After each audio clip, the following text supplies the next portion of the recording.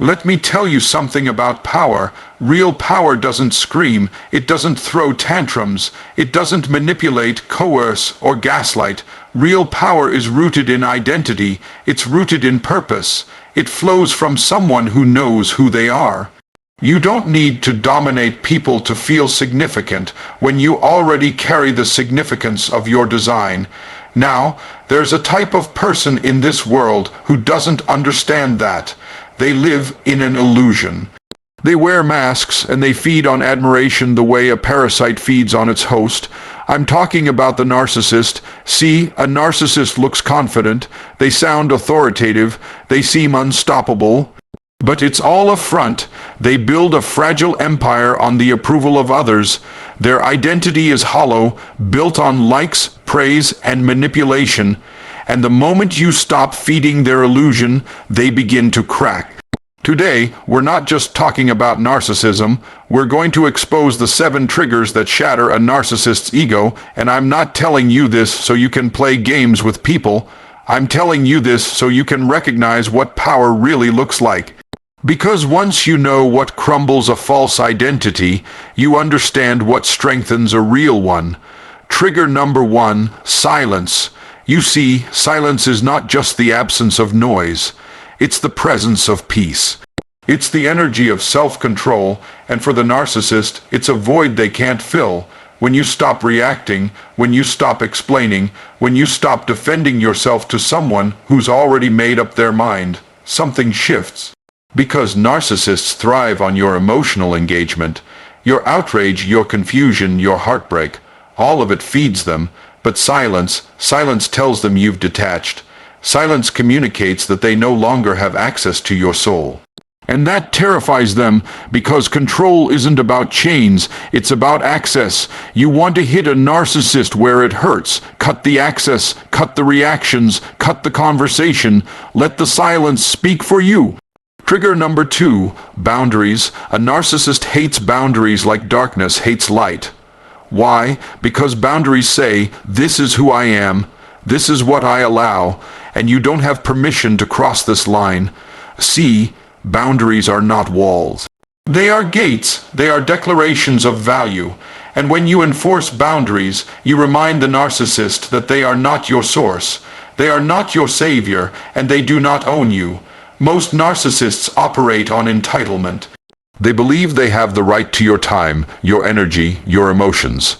So when you say no, not with anger, but with certainty, they feel powerless. And let me be clear, power without permission is abuse. When you reclaim your permission, their abuse falls flat. Trigger number 3, truth. You want to expose a narcissist, speak the truth, not in rage, but in clarity. Because the narcissist's entire persona is built on falsehood. They rewrite history, they twist narratives, they make you question your own perception. But when you start speaking truth consistently, confidently, and without apology, they panic. Because truth has power. It shines a light on the games, and here's what's even more powerful. When you stop trying to convince them of the truth and start standing in it, you win, because now you're no longer negotiating with a liar. You're living in freedom, and freedom, my friend, is kryptonite to a narcissist.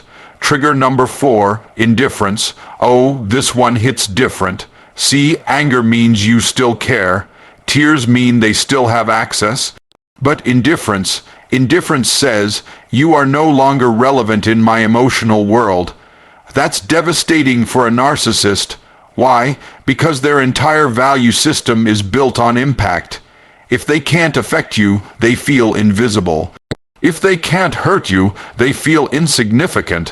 When you become indifferent, when you stop checking their social media, when you stop wondering what they think, when you stop needing their validation, you reclaim your life. You send a message that says, I don't need you to shrink so I can rise. I've already risen. That's power, that's identity, that's freedom. Trigger number 5, success without them. Now listen to me. Your success is not just about achievement. It's about restoration. It's about showing yourself what they tried to convince you wasn't possible. A A narcissist will often try to sabotage your goals, your confidence, your progress. They want to be the center of your universe. But the moment you start to thrive, without their support, without their validation, without their presence, it triggers a deep fear in them because it proves they were never your source.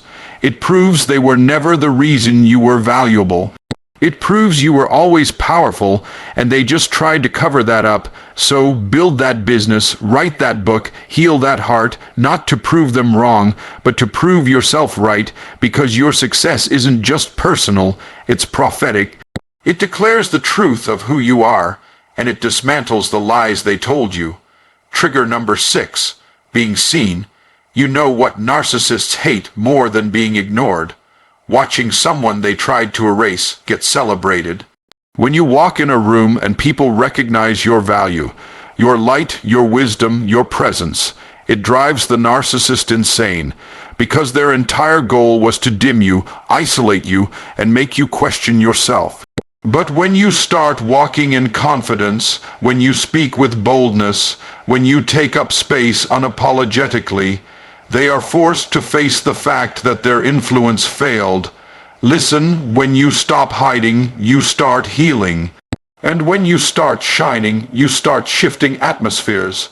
Your visibility is not vanity, it's victory. It says, you tried to bury me, but I was a seed. You don't have to shrink to survive, you were born to rise. And finally, trigger number 7, forgiveness. I know this one sounds backwards. You'd think forgiving a narcissist lets them off the hook. But hear me out. Forgiveness is not agreement. Forgiveness is not forgetting. Forgiveness is freedom, and nothing frustrates a narcissist more than realizing they no longer live rent. Free in your mind. See, unforgiveness keeps you connected to them. Bitterness binds you to their offense. But when you forgive, not because they deserve it, but because you deserve peace, you sever the tie. You break the spiritual contract, and now they no longer define your story. Forgiveness is not weakness. It's warfare. It takes strength to let go, and when you release them, you rise above them. So let me ask you something. Which of these triggers do you need to walk in today? Is it silence? Learning that not every battle deserves your voice? Is it boundaries? Drawing the line and saying, I matter too? Is it truth? Speaking clearly, even when your voice shakes? Is it indifference? Walking away from drama with your head held high? Is it success? Knowing that your destiny was never dependent on their permission? Is it visibility? Letting yourself shine, even if they hate the light? Or is it forgiveness? Cutting the cord so your heart can soar? Because here's the truth. Narcissists may try to break you, but they can't destroy what God designed. They may wound you, but they cannot define you. You are not their story. You are not their possession. You are not their puppet. You are power. You are purpose. You are restoration in motion. So the next time you face someone who manipulates, gaslights, and tries to shrink your worth, remember this: the greatest revenge is not rage. The greatest revenge is resurrection, rise, reclaim, rebuild. Refuse to be small, because once a narcissist realizes they can no longer control you, they no longer know what to do with you. And that, my friend, is the beginning of your breakthrough. Now let's go even deeper, because I know some of you are sitting here, listening, thinking, I get it. I understand what breaks them. But what do I do with the part of me that still feels broken? What do I do with the damage left behind? How do I rebuild what they tried to destroy? That's the real work. See, knowing how to trigger a narcissist is one thing, but healing from what they did to you, stepping into your power after they stripped you of your confidence, that's where the transformation truly begins. And it doesn't happen all at once. It happens in stages. It happens when you decide that your story will no longer be one of survival. It will be one of victory. You start by reclaiming your voice, because if there's one thing a narcissist tries to steal first, it's your voice. They interrupt you, override you, discredit you, and distort your words until you forget how to speak up for yourself. But your voice is your weapon, your voice is your authority, and when you begin to speak again, not with rage, but with revelation, you start rewriting the narrative. You stop saying things like, maybe I was too sensitive, and start saying, I had a right to feel hurt. You stop saying, maybe it was my fault, and start saying, they chose to cross the line. You stop whispering your truth in shame and start declaring it in confidence. Because healing doesn't always look like being happy.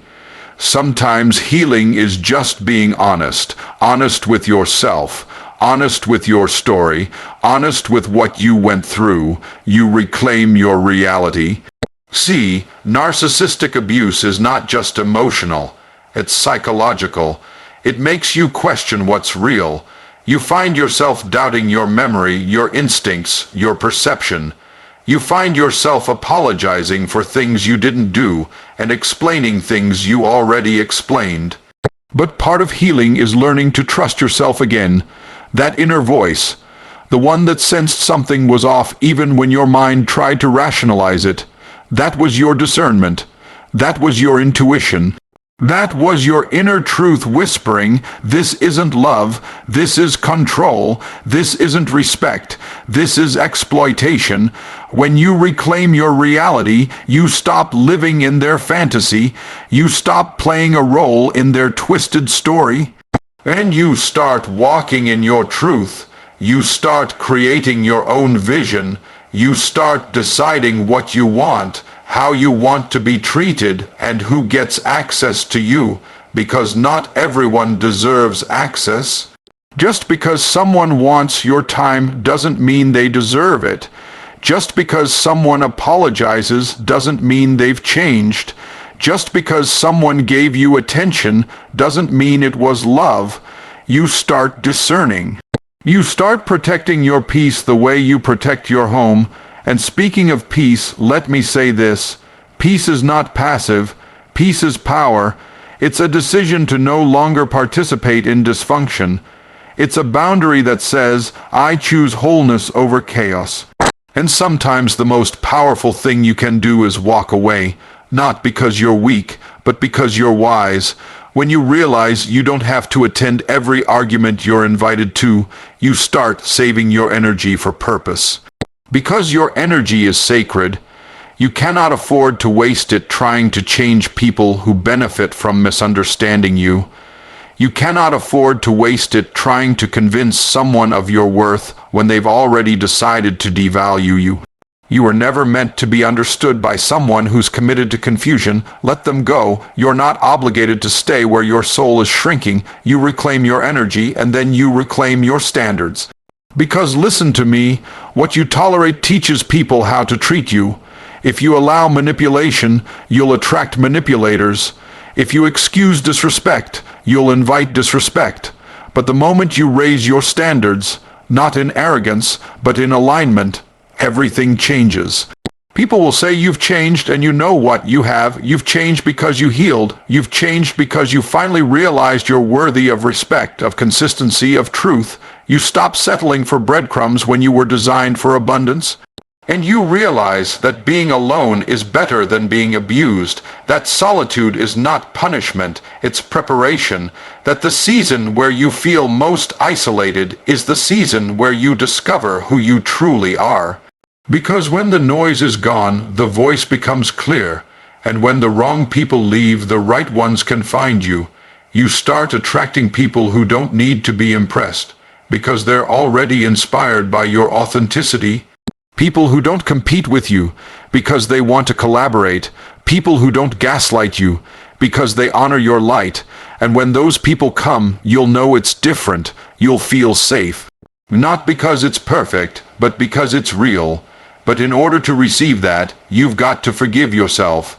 Forgive yourself for ignoring the red flags. Forgive yourself for staying too long. Forgive yourself for breaking your own heart trying to fix someone else's. You didn't know then what you know now, and what matters is not what you tolerated. What matters is that you learned, you grew, you evolved, that pain wasn't pointless, that pain was a teacher, and now you're not bitter.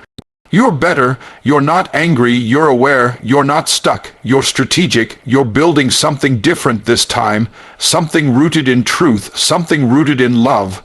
Real love, not the kind that flatters you to use you, the kind that sees you, values you, protects you, because here's the thing, narcissists don't just fear being exposed, they fear being irrelevant, and when you heal, when you rise, when you stop needing them, they lose their relevance. You no longer play the role they wrote for you. You tear up the script. You write your own, and in your story, you're not the victim. You're the victor. You become the person who others look at and say, if they made it out, I can too. You become the cycle breaker, the chain cutter, the light bearer. You become the one who says, it stops with me. And listen, that's a heavy mantle to carry, but it's worth it. Because the next generation will walk lighter because you chose to walk free. So don't let anyone rush your healing. Don't let anyone shame your process. Healing isn't linear. Some days you'll feel strong. Other days you'll feel broken again. That's okay. It's not weakness. It's detox. You're flushing out the lies, the labels, the wounds. You're shedding the version of you that was shaped by survival and stepping into the version of you that is rooted in truth. And don't expect everyone to understand this version of you. Some people were attached to the broken version. They liked you insecure, they liked you compliant, they liked you easy to control, and when you shift, they'll resist it. But don't shrink to keep the peace. You weren't born to fit in their comfort zone. You were born to disrupt dysfunction, and here's what I know. The more you honor yourself, the more you'll start to experience divine alignment. Doors will open. Connections will form. Peace will increase, not because life becomes perfect, but because you become powerful, and not powerful in a worldly sense. I'm talking about soul power, purpose power, the power that comes from knowing who you are, whose you are, and what you're called to do. Because the truth is, narcissists don't need to be defeated. They need to be dethroned, and you do that by removing them from the position of influence in your life. You do that by choosing to elevate your standards, protect your peace, speak your truth, and live in your purpose. You do that by becoming the version of yourself they tried to prevent you from becoming. You don't just survive them, you surpass them, you rise, you build, you lead, you shine, you love again, but this time with wisdom. This time from overflow, not from emptiness. This time because you've done the work to know your worth. So yes, the triggers that shatter a narcissist's ego are powerful, but not because they destroy them. Because they free you, and your freedom is not just about escape, it's about expansion. It's about creating a life so full of truth, of joy, of love, that it becomes impossible for anything false to survive in your atmosphere. You carry a light they can't dim. You carry a truth they can't rewrite. You carry a calling they can't cancel. And now that you know this, the question is no longer, what will they do if I change? The question is, what will I create now that I'm free? Because you, my friend, are no longer playing defense. You're on a fence, you're building, you're rising, you're walking in a truth that sets people free. So keep going, keep rising, keep speaking, keep healing. The narcissist's ego may have cracked, but your soul is rising in power. So now that you've heard it all, now that the veil has been lifted and the illusions have been shattered, what do you do next? You rise. You don't rise in bitterness. You don't rise with vengeance in your heart. You rise with clarity. You rise with conviction. You rise with a new understanding that you were never weak for being targeted. You were strong for surviving it. And now you are unstoppable because you've chosen to heal. Everything that was meant to break you only revealed what could not be broken. Everything they used to manipulate you only trained you to discern truth from deception.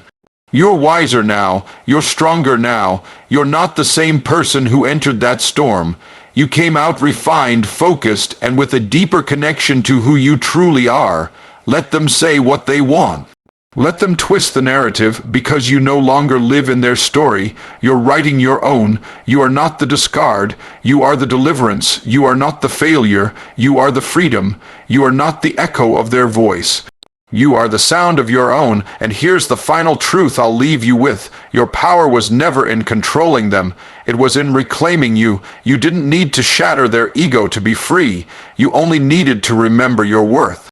Because when you do, everything changes. You stop reacting. You start responding. You stop begging. You start building. You stop explaining. You start elevating. The narcissist's biggest fear is not being exposed. It's being irrelevant. And nothing makes them more irrelevant than your healing, your growth, and your complete indifference to their existence. So walk forward. Don't look back. Don't shrink. Don't second guess. This is your time. This is your moment. This is your rebirth. Go be everything they said you couldn't be, without needing to prove anything to anyone, because now you're no longer surviving in their shadow. You're thriving in your light. And that light is unstoppable.